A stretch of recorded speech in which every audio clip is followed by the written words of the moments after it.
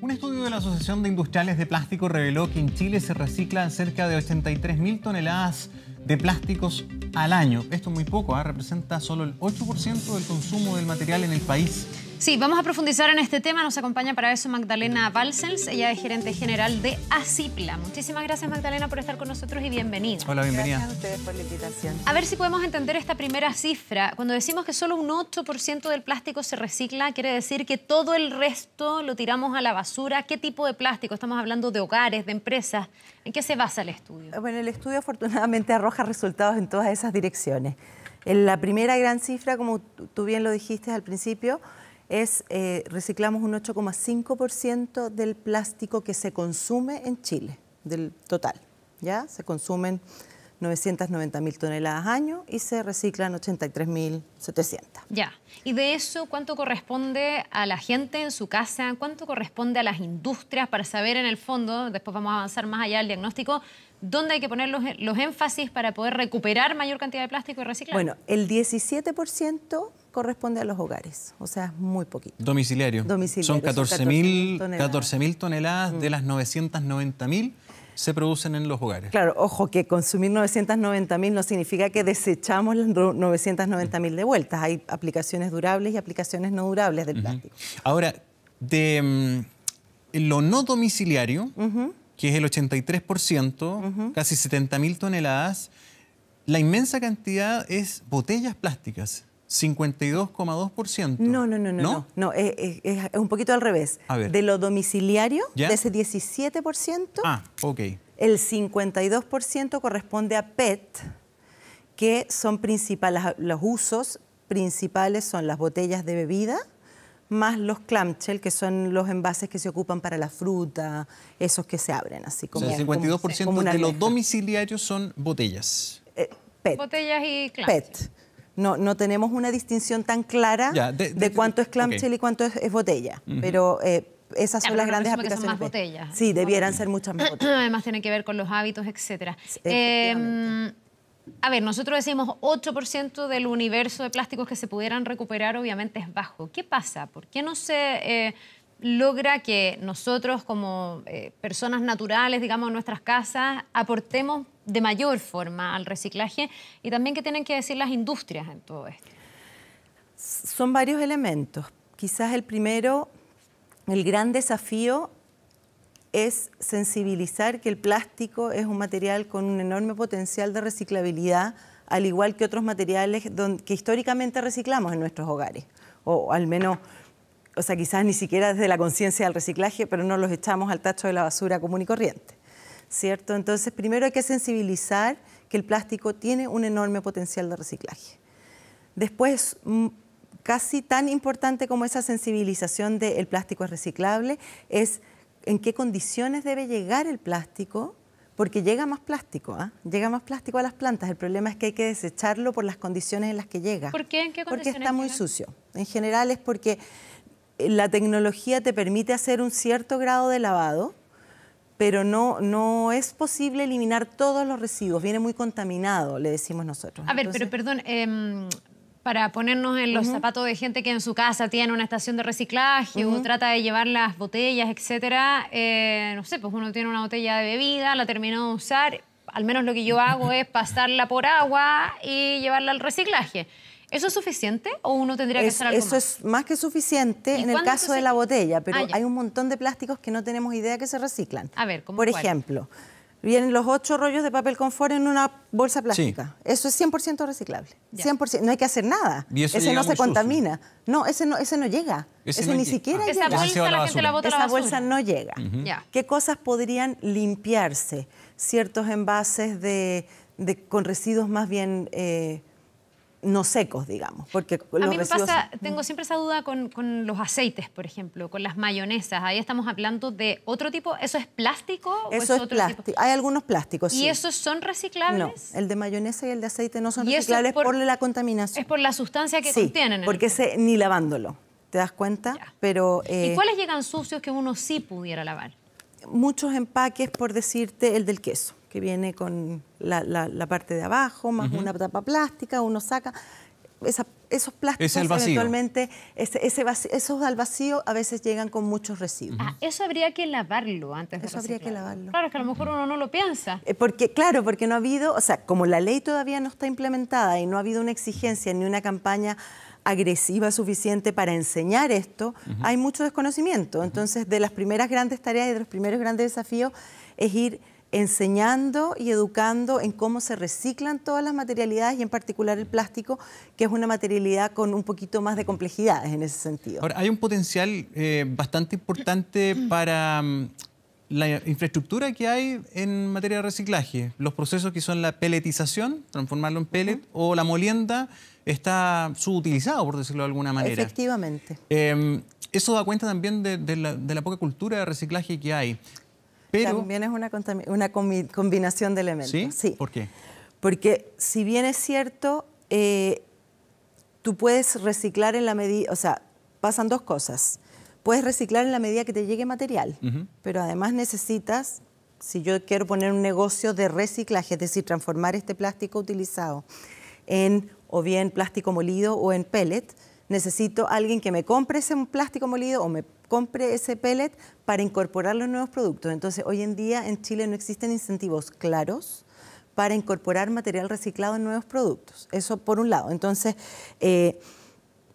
hoy en día en el mundo se está poniendo muy en boga todo el tema del bottle to bottle, que es de una botella llegar a otra botella, porque hoy en día la lógica es, ese plástico reciclado en general no va a parar a los mismos envases, porque los envases de alimentos por temas legales y sanitarios tienen que ser nuevos. Existen tecnologías que dejan el reciclado como nuevo, pero hay que hacer inversiones importantes y mientras la ley no está implementada y las empresas no sepan en qué dirección va a ir la ley, tampoco hacen las inversiones, es comprensible.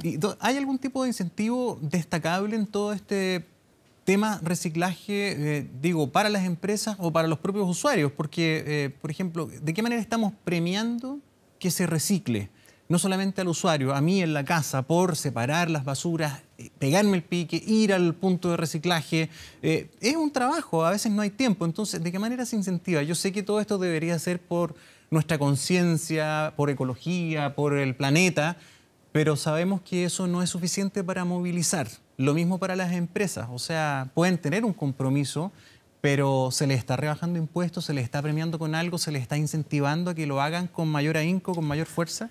A ver, la ley REP es una tremenda herramienta y apunta justamente a lo que tú estás diciendo, poner los incentivos adecuados para que esto empiece a ocurrir de manera sistemática en todo el país. Perdón, la ley REP en el fondo fomenta que el que genera ese plástico retorne ese plástico, o no solo el plástico, porque esto también pasa con otro tipo de materiales. Exactamente. Ya, pero en el fondo que también el productor se haga cargo de ese producto contaminante. Pero es más que eso, para el productor hay un costo hoy en día por esa generación, por la externalidad negativa que se genera con los envases del producto que vende.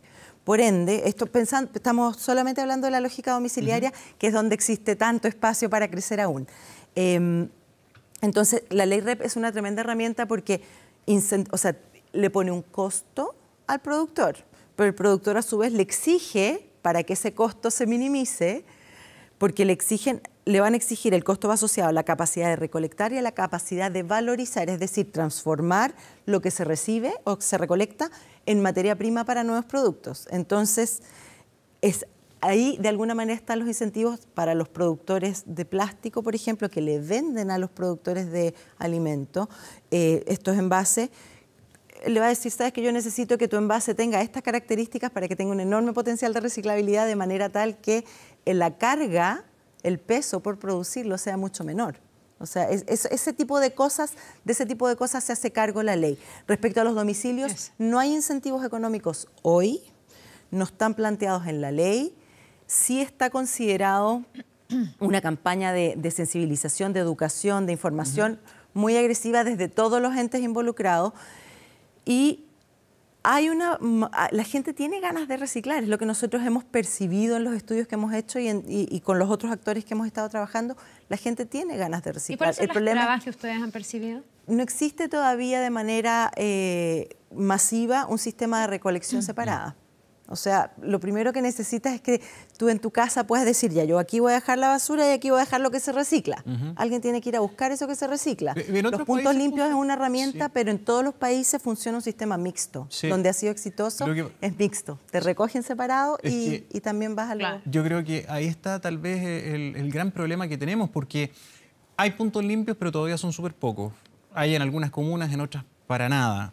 Entonces uno se pregunta, ¿habrá algún modelo que permita que el sistema de recolección sea un poco más tal vez inteligente, o que el mismo sistema de recolección que los municipios contratan tenga esa separación? O sea, no sé, que el camión pase el día lunes y solamente retire plásticos, el día martes orgánico, no sé, o papel, botellas, y tú te empiezas a organizar y tú ves que la cosa va separada y que va a llegar separada, pero hoy día eso no ocurre, va todo junto. Qué bueno que me hiciste ese comentario, porque quizás es súper importante aclarar que la tecnología, hoy en día, por ejemplo, a nivel de plástico, es tan difícil para los usuarios a nivel de domicilio separar un plástico. O sea, cómo saber qué es un PP, qué es un PE. Claro, lo mismo que nos estás diciendo tú, que no son todos iguales. Exactamente, exactamente. Y no se reciclan juntos tampoco. O sea, el PET se recicla con PET, el PE con PE, el PP.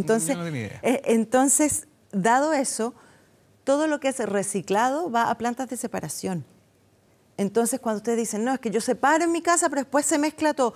La verdad es que mientras se mezcle lo que se recicla no importa, porque eso va a ir a una planta extra, eso tiene un paso adicional de separación, incluso cuando no se trata de plástico, porque no todo sirve. Entonces, ese ojo lo tiene en una planta de separación, esto tiene un paso intermedio. Entonces, lo importante hoy en día, quizás lo más básico, es partir por separar lo que es basura, o sea, lo que va a ir al relleno sanitario, y lo que es posible de reciclar. Y eso pasa por todas las materialidades. Ya, y de ahí llevarlo al punto limpio y ponerlo cada cosa en el lugar que le corresponde para que luego se hagan las separaciones en planta de lo que se tenga que hacer. Claro, porque el punto limpio opera un poquito como esta planta de separación, pero cuando pasan a buscar a tu casa, por ejemplo, en las comunas donde han hecho ciertos pilotos llaman recolección segregada, es decir, separar basura de reciclaje, muchas veces te dicen, no, meta todo junto y nosotros pasamos una vez a la semana a buscar el reciclaje, pero ese reciclaje va a ser separado después. Entonces no hay que preocuparse de que eso no está haciendo, que al final se va todo el vertedero. No es así. No es así. Al menos nosotros estamos hablando aquí de cómo fomentar el reciclaje de desechos que ya se produjeron, pero también uno de los desafíos del mundo es producir menos desechos. Y desde este punto de vista, creo yo, una de las políticas más duras que hemos tenido en el último tiempo ha sido la de las bolsas plásticas, que en algún momento tuvimos que comentar, y hay un recambio, y ante la imposibilidad de tener la bolsa plástica, la gente ha tenido que optar por otras alternativas. En torno al plástico, tengo yo la sensación de que quedan también muchos espacios donde se puede avanzar. Ese mismo queso del que hablábamos, que viene dentro de un plástico, tal vez hoy día la gente lo podría comprar con un tupper en el supermercado. Lo que pasa, claro, es más engorroso, requiere más tiempo, etcétera. Me llama la atención que se venda ensalada, fruta en plástico. ¿No será que ahí también tenemos una producción injustificada del plástico? Bueno, pero esas ensaladas, frutas, por ejemplo, es un súper buen ejemplo de un plástico súper reciclable. Normalmente son envases de PET, que les pasas una agüita igual que como lo hacías con la botella de bebida. Entonces, ahí hay espacio de reciclaje, y la razón por la que está en plástico es porque el plástico le alarga la duración y mantiene las cualidades de ese alimento.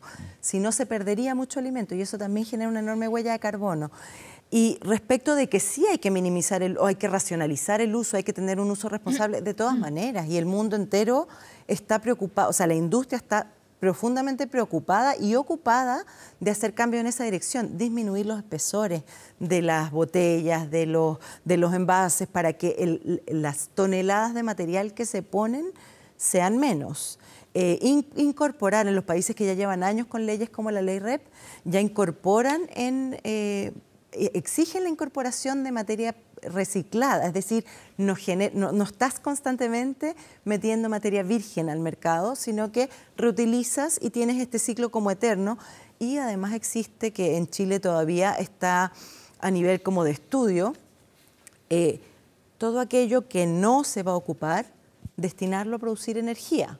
No va a ser un reemplazo a las fuentes renovables de energía, que son una maravilla, pero es una alternativa a un vertedero o a un relleno sanitario, y no es una mala alternativa. O sea, en los países donde tú dices todo el embalaje se recicla, todo. Bueno, claro, porque aquello que no sirve, en la planta de separación dicen todo esto va a producir energía. Entonces, yo creo que hay que también ir derribando ese mito de que producir energía a base de incineración es negativo. O sea, no es la mejor alternativa, es caro, versus las otras fuentes de generación de energía, pero ¿qué es ambientalmente más caro? Claro. ¿Eso o el relleno sanitario? Los sanitario? procesos de reciclaje, que es convertirlos en pellets o moler el plástico, ¿eso en qué se ocupa? ¿Qué se hace con esos productos, con ese proceso? ¿Quién lo compra? ¿Quién lo utiliza? Bueno, hoy en día, como no se puede incorporar en nuevos envases de alimentos, por ejemplo, los pellets se vuelven a ocupar para fabricar pallets de plástico, para fabricar skates, para fabricar baldes para el aseo. Pero implementos más que nuevos contenedores, digamos. Claro, y el ideal es pasar, porque es muy masivo.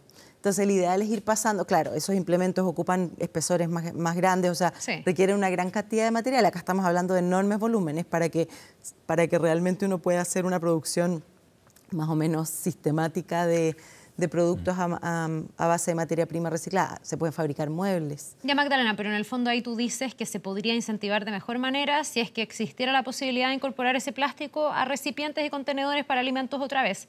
¿Por qué no se permite? Si tú me dices que en países desarrollados del mundo sí se hace, si me imagino, se puede generar una norma sanitaria, porque la gracia es que con ese material reciclado igual tú puedas resguardar de buena manera los alimentos y no pongas en riesgo la salubridad.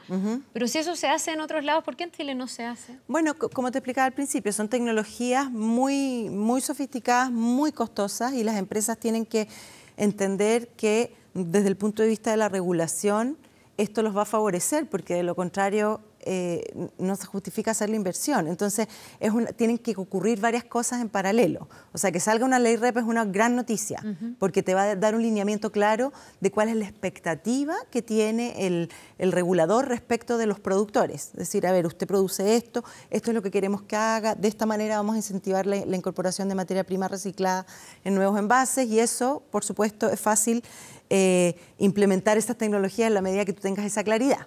Entonces, todavía estamos un poquito en esta etapa. Perdona, y ahí a lo que se apuntaría es que la empresa, por ejemplo, que hace bebidas cola y que tiene envases plásticos, que tiene por la ley REP la obligación de traer de vuelta la mayor cantidad de envases, tuviera esa misma empresa la planta o le encargara una planta, pero reincorporar ese material en próximas botellas de esas mismas bebidas colas. Ese sería como el ciclo más armónico. Ese es un ciclo cuando la botella, ojo, acuérdate que hay que pensar que ojalá reutilizáramos la mayor cantidad, porque eso significa minimizar, reducir la incorporación. Y el caso que tú diste justamente apunta fuertemente a la reutilización, porque está volviendo el retornable con mucho más fuerza, un poco a la luz de esto mismo. Y ahí también se produce un ciclo. A través de los envases retornables. ¿Y de los desechables? En los desechables, entonces, ese sería el óptimo, poder llegar a donde tú ese PET lo puedas transformar y pasarlo por esta tecnología. ¿Y esos incentivos llegan a tanto en otros países que son las mismas empresas las que tienen su propia tecnología o se lo encargan a un tercero y ese tercero se los procesa y se los devuelve convertidos en las botellas, por ejemplo? Claro, lo que pasa es que como estas leyes se van instalando gradualmente las metas, en los países que llevan muchos años las metas son muy exigentes hoy en día. Entonces, tienes que ponerte cada vez más innovador para poder cumplir con la exigencia legal. Y eso pasa, por supuesto, por incorporar nuevas tecnologías, innovaciones que te permiten ir generando menor cantidad de material de envases en el mercado. Finalmente, quería preguntar si tenía alguna evaluación de la implementación del no más bolsas plásticas. ¿Tienen alguna evaluación del impacto que ha tenido el cambio? A ver, el regular las bolsas plásticas, más allá de prohibirlas, ha dado excelentes resultados en todos los países en que se ha implementado. La prohibición en este caso no va de la mano de la ley REP. Y eso, desde el punto de vista de generar todo este sistema donde necesitas que tantos actores puedan trabajar armónicamente de buena manera, no es óptimo. sería mucho mejor o más eficiente para promover el reciclaje, porque no sé si ustedes que están en esto seguramente se han encontrado con gente que dice, pero igual tengo que comprar bolsas de basura. Sí, pues. Claro. Entonces no necesariamente se incentivó el reducir el uso de bolsas. No, y estamos comprando otro tipo de bolsas. Exactamente. Entonces quizás en el futuro habría que pensar en políticas que aporten y que empujen y que sean una suerte de potenciador de la ley REP, que promueve el reciclaje, promueve la racionalización del uso indiscriminado. Entonces, ese tipo de elementos quizás sería muy valiosos. Pero en el caso de las bolsas, ¿cómo se aplicaría eso? En el fondo, ¿qué otra alternativa hay? Porque en algún lado tenemos que poner igual toda la basura. O sea, a uno le encantaría que no fuera así o poder tener, no sé, otro tipo de contenedores, pero no va a estar cambiando. No hay otra alternativa. Pues es que lo que estás diciendo es muy clave. No hay alternativa. Uno necesita bolsas para poder depositar la basura. Se está trabajando fuertemente en tener bolsas biodegradables para aquellas bolsas que van a ir al relleno sanitario, de manera que esto sea como todo un círculo virtuoso de degradación de los materiales. El problema es que esos materiales hoy en día no son todos posibles de producir a escalas masivas y además son mucho más caros. Entonces hay que ir encontrando el balance, el equilibrio entre la costo-efectividad de estas medidas. En otros países, por ejemplo, la bolsa del supermercado se ha regulado por costo y tú vas y pagas tu bolsa y eliges qué bolsa quieres. Quiero bolsa de papel, quiero bolsa de plástico, quiero bolsa chica, quiero bolsa grande. La reutilizas, no la reutilizas. Pero al pagar por ella, ya tienes conciencia de que es un material que vale, que es valioso. Y eso es muy importante para fines de reciclar. Es muy importante entender que tiene un valor después de que fue utilizado como este primer uso para el que fue fabricado. Bien, pues un tremendo desafío, hay mucho que hacer, ya lo hablábamos desde la industria, pero también cada uno de nosotros puede aportar, a veces toma algo de tiempo, pero también hay que, además de los incentivos que se pudieran implementar, tomar conciencia pues, de que uno puede ahorrarle tanta atención al planeta, que ya está sobregirado incluso en su consumo y en su explotación. Muchísimas gracias, Magdalena. Gracias por venir. Gracias a ustedes. Muy buenos días. Que tengan buen día. Tengas un buen día, nos vemos. 9:13.